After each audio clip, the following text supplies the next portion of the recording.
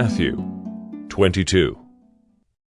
And again Jesus spoke to them in parables, saying, The kingdom of heaven may be compared to a king who gave a wedding feast for his son, and sent his servants to call those who were invited to the wedding feast.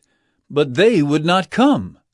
Again he sent other servants, saying, Tell those who are invited, See, I have prepared my dinner. My oxen and my fat calves have been slaughtered, and everything is ready.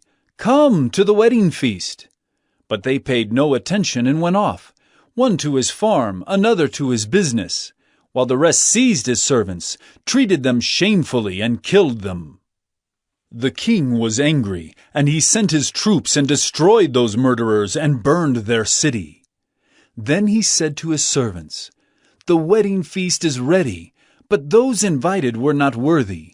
Go, therefore, to the main roads, and invite to the wedding feast as many as you find.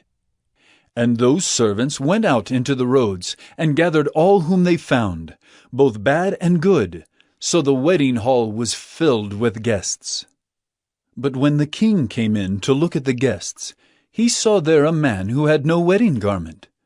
And he said to him, Friend, how did you get in here without a wedding garment?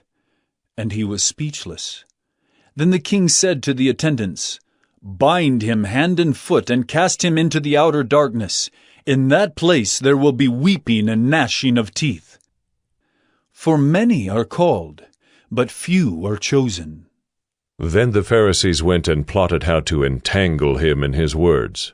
And they sent their disciples to him, along with the Herodians, saying, Teacher, we know that you are true and teach the way of God truthfully, and you do not care about anyone's opinion, for you are not swayed by appearances.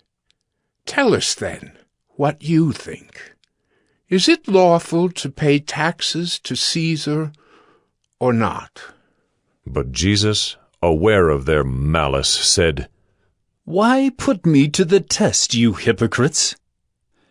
Show me the coin for the tax.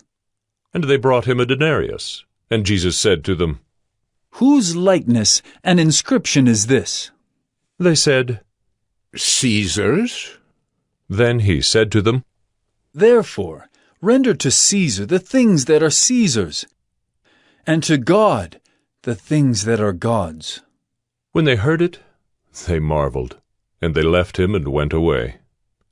The same day Sadducees came to him, who say that there is no resurrection, and they asked him a question, saying, Teacher, Moses said, if a man dies having no children, his brother must marry the widow and raise up children for his brother. Now there were 7 brothers among us. The first married and died, and having no children, left his wife to his brother. So too the second and third, down to the 7th. After them all, the woman died. In the resurrection, therefore, of the 7, whose wife will she be? For they all had her.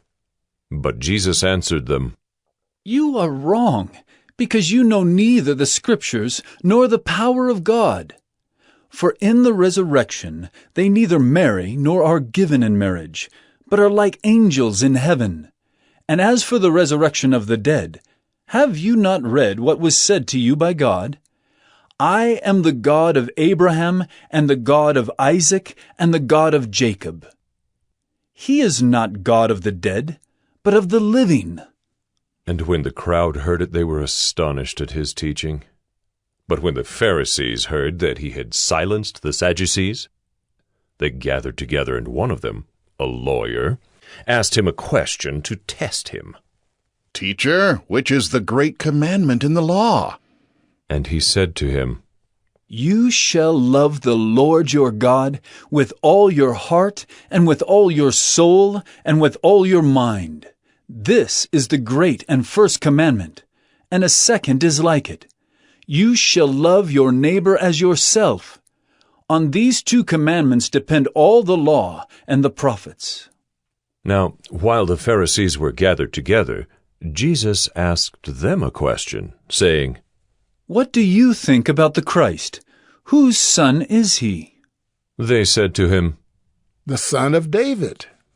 He said to them, How is it then that David, in the Spirit, calls him Lord, saying, The Lord said to my Lord, Sit at my right hand, until I put your enemies under your feet? If then David calls him Lord, how is he his son?